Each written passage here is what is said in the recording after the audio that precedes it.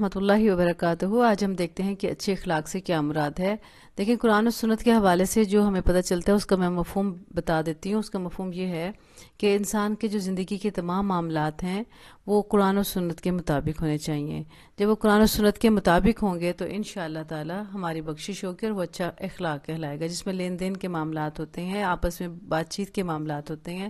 تمام معاملات کو احسن طریقے سے قرآن و سنت کے حوالے سے معاملات کو طے کرنا اچھا اخلاق کہلاتا ہے۔ اس کے بارے میں حدیث مبارکہ آتی ہیں، بہت سی آتی ہیں، لیکن ایک حدیث مبارکہ میں آپ کے سامنے رکھتی ہوں، اس کو آپ غور سے دیکھیں، سمجھیں اور اس کو اپنی زندگی میں اپلائی کرنے کی ہمیں کوشش کرنی چاہیے، تاکہ ہم بہترین اخلاق پا سکیں اور اپنی جنت کے حقدار بن سکیں انشاءاللہ تعالی۔ رسول اللہ صلی اللہ علیہ وسلم نے ارشاد فرمایا، میں اس شخص کے لیے جنت کے اطراف میں ایک گھر کا ضامن ہوں جس نے حق پر ہوتے ہوئے بھی جھگڑا چھوڑ دیا، اور اس شخص کے لیے جنت کے درمیان میں ایک گھر کا ضامن ہوں جس نے مزاح کے طور پر بھی جھوٹ کا ارتکاب نہیں کیا، اور اس شخص کے لیے جنت کے بلند ترین حصے میں گھر کا ضامن ہوں جس نے اپنا اخلاق اچھا کر لیا۔ دیکھیں کتنی بڑی خوشخبریاں ہمیں اس حدیث مبارکہ سے ملتی ہیں۔ پہلے تو یہ ہے کہ انسان اگر حق پہ ہو اور وہ جھگڑا چھوڑ دے، نہیں، اگر ہمیں پتہ ہے کہ ہم حق پہ ہیں، کسی نے ہماری کوئی چیز دینی ہے اور ہمیں پتہ ہے کہ یہ ہماری چیز ہے، ہم اس کو لینے کا بھی ہمیں حق ہے، لیکن ساتھ ہی ہمیں یہ سوچیں کہ اگر ہم لین دین کے معاملات لیں گے یا اپنی چیز مانگیں گے تو اسے جھگڑا ہونے کا خطرہ ہے، اور اس پہ انسان صبر کر جاتا ہے، تو اس کے لیے نبی صلی اللہ علیہ وسلم ضامن بن گئے ہیں کہ انشاءاللہ اس شخص کو جنت کے اطراف میں ایک گھر اللہ سے لے کے دیں گے، یعنی جنت میں وہ گھر ملے گا اطراف میں انشاءاللہ۔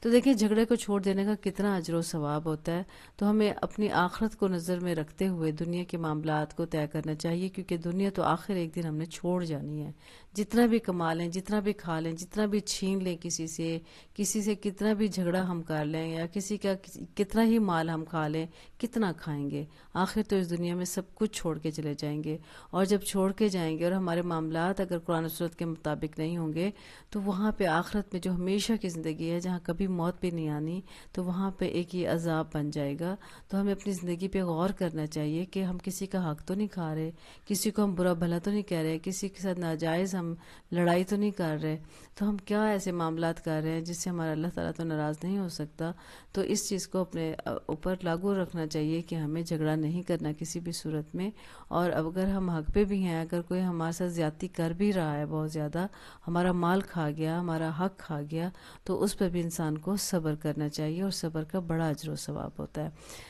تو اس کے بعد دوسرا، آپ صلی اللہ علیہ وسلم نے ارشاد فرمایا کہ مزاح کے طور پہ بھی جھوٹ نہیں بولنا، یعنی جھوٹ بولنے کو ایک عام سی چیز سمجھا جاتا ہے کہ ٹھیک ہے جی، سامنے والے سے جان چھڑانے کے لیے بندہ جھوٹ بول دیتا ہے خواہ مخواہ سے، تو جھوٹ کسی بھی صورت بولنے کی ہمیں اجازت نہیں ہے، مزاح کے طور پہ بھی جھوٹ بولنے کی اجازت نہیں ہے، ورنہ آخرت میں ہمیں وہ نیکیاں، وہ اچھائیاں نہیں ملیں گی جو ہمیں جھوٹ چھوڑنے پر ملیں گی۔ یعنی ہمارے نبی نے فرمایا ہے کہ وہ درمیان میں، جنت کے درمیان میں ایک گھر لے کے دیں گے، یا ایک گھر کا ضامن، اور ضامن کا مطلب ہوتا ہے کہ میں اس چیز کی گواہی دیتا ہوں، میں لے کے دوں گا انشاءاللہ تعالی۔ تو یہ جن کے نبی صلی اللہ علیہ وسلم ضامن ہو جائیں تو وہ تو بات کنفرم ہے، وہ تو ہونی ہے انشاءاللہ۔